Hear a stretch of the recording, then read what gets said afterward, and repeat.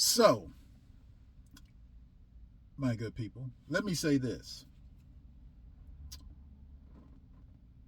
I didn't have any opportunities to make any money.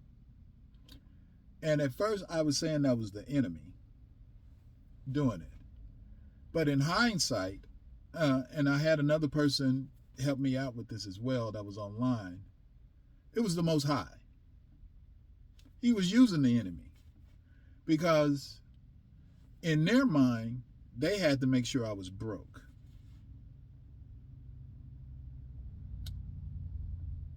The Most High had to make sure I had to pay attention. And he knew if I had a job, I wouldn't have been paying attention. So he used them. And you'll see later on in the story how he continued to use them. I know they only gave me 50 minutes to make this, but and I'm down to 17 minutes. But so I got to that point where I couldn't make any money. The whole time my wife was encouraging.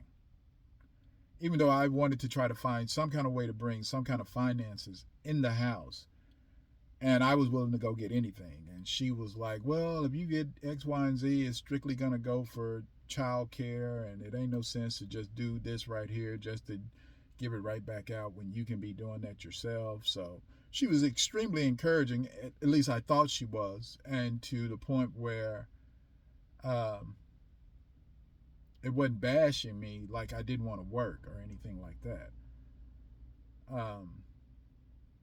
So we just switched roles. She was the breadwinner. I cooked. I took care of my daughter. Get up, fix breakfast, fix lunch, pick her up from school, take her to taekwondo. I was that dude. I love my daughter, so it wasn't an issue for me to do that. We would go visit family members when I thought she was at work. It was me and her, me and my shouty. And not knowing, that was going to be held over my head, or, terrible things would be said about me because of it. But we got to that point. And once the coffee didn't go through, we went to Vegas in 2023. And this is when everything changed. Everything changed in 2023. When the Most High said it's time. We go out to Vegas. And one of the ailments I had at this time was my stomach. At least I thought it was an ailment. Come to find out, I think it was black magic. Where my bowels would move normally. Where my bowels would stay impacted or for days. And I went back to the doctor trying to get that situated and told him my bowels would move. He didn't want to go back through the back door. He wanted to go look at my stomach. I'm like, my bowels won't move. What do you need to look at my stomach for? My bowels will not move. My intuition saw the look that my wife gave the doctor while we was in there. My intuition picked up on the nurse. And I could feel her energy and how nervous she was when she spoke to me. At this time, I had no clue of any of this stuff. The Most High replayed it in my mind once he showed me what I could do. But in the early part of 2023, we go out to Vegas, to where her brother lives. And we were out there for like 8 days. She stayed working. And me and her brother hung out because he couldn't find a job at the time.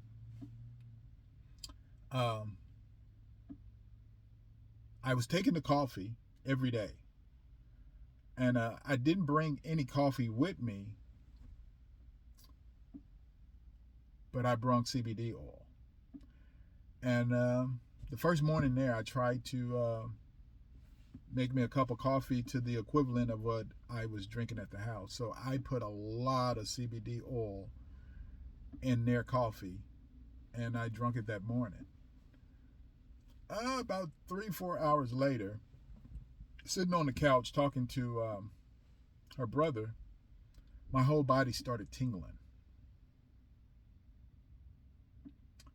And to the point where I thought if I was to stand up, I was going to fall down. The kids were still there, and her sister lives in the city as well. And they all got in the car with her sister, and they went over to her house. And as soon as they left, I looked at her brother, and I said, I think y'all might have to take me to the hospital. He was like, why? What's going on? I said, my whole entire body is tingling, and I don't know why. He was like, what? I was like, yeah, my whole body's tingling. And then I called my wife in there, and I said, hey, my whole body is tingling. And she started panicking. I was cool as a cucumber. I was like, calm down. I'm not in pain. My whole body's just tingling, and I don't know why. And her brother goes, why? What did you do different? What did you do? And that's when it dawned on me that I put all that CBD oil in the coffee. And he was like, shut up, man. You just high. So his girlfriend said, here, drink this lemon water, and this should make you feel better. So about this time, I went and laid down on the bed, and she walked in there with the lemon water, and she said, here, drink this, and it should make you feel better. And at this time, I was like, well, shit. Since I know what it is, I really don't want to take it because it really feels good. But I drank it anyway, just for the simple fact I had scared everybody. So I drank it, and it brought me right back down. But from that day on, I took it every day, and I put that same amount of CBD oil in the coffee, and I got the same reaction. Make a long story short on this end of the story, once I got back to the DFW, and I continued to do the same thing because I had a gang of CBD oil, I started thinking about people, and they would call. Or I would text somebody, and people would be like, man, I was about to call you. I was in the midst of calling you when you called me. That happened for like a week. Cousins, friends. And I called one of my friends from Houston, one of my college roommates from Houston. And I was telling him about it, and he was like, man, you activated your pineal glands. I said, what? He said, your third eye. You inactivated it. I said, shut up, man. Are you serious? He was like, yeah, man. He said, wait till this happens. And he said, wait till this happen. And then this is going to happen. He said, I'm about a year ahead of you. Mine was activated a year ago. I'm like, are you serious? He was like, yes, man. He said, wait, you're going to be able to see demons in people's faces. I was like, what? He was like, yeah. So, another person that I felt that vibe from was one of her cousins. And I called him. Now, I just didn't blurt it out. I just started talking about it, and he was like, yeah. Yeah, my pineal gland's activated. Matter of fact, both of me and my sisters, all ours inactivated. And I kind of knew that, but I didn't just throw it out there. I just let him say it. I was like, really? He was like, yeah. And he ain't really he was never a long talker on the phone. He just say what he had to say and he'd get off. So that was my confirmation. So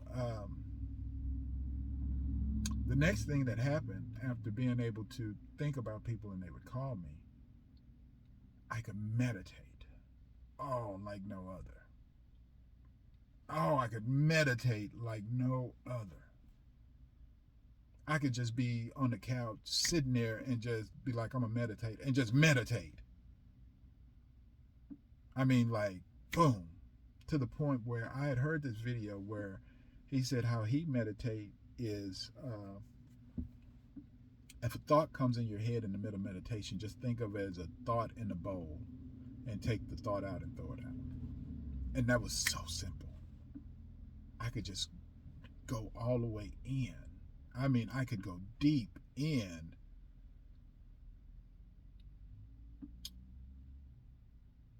And then this is the whole time when the Trump and what's her name was running for president. They was campaigning. They wasn't running for president. It wasn't time to vote. They was just campaigning. And I just couldn't, that I was knee deep in this and stuff. And then at the same time, the new world order was all over Twitter. Saul Schwab or whatever his name is was, they were pushing this. And maybe it was just for me, because I realized a lot of the stuff that was on this so-called algorithm, no such thing. They direct what they want to direct towards you. It's programming. I was knee deep in this stuff, and I was taking my dogs to the dog park every day, and this one guy said this one thing that changed my life forever. And he was talking about this whole new world order, and he said, man, I ain't trying to be rude, He said, I can only control the 3 feet in front of me, the 3 feet behind me, and the 3 feet on the opposite sides of me. And that's all I can control. He said, my wife watches all that social media stuff, but I control the 3 feet around me. And I said, you're exactly right. He said, yeah. And that night I went home and I gave everything to God. I called people, I text people, and I apologized for anything and everything. If I felt like we had an issue, I apologized. And I took blame for it. And I gave everything to God. I said, I don't want the stress, the drama, the anxiety.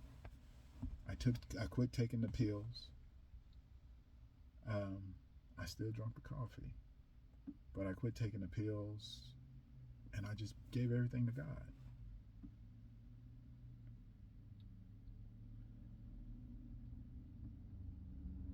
And I'm not going to say he appeared in my life the next day,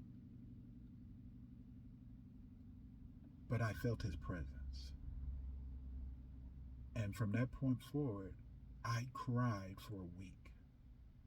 Every day I cried. And I mean cried.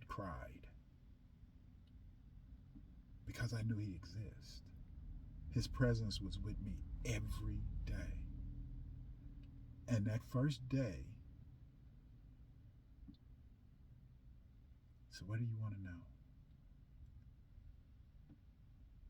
What is it? Just ask that one question. You gave your life to him. Just ask that one question. My question. I said, I want to know everything. I want to know how this started, where we're from. I want to know everything.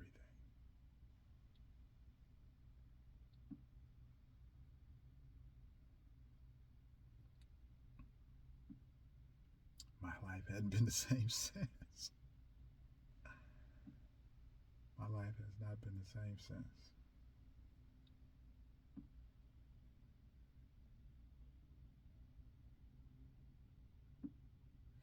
All praises to the Most High.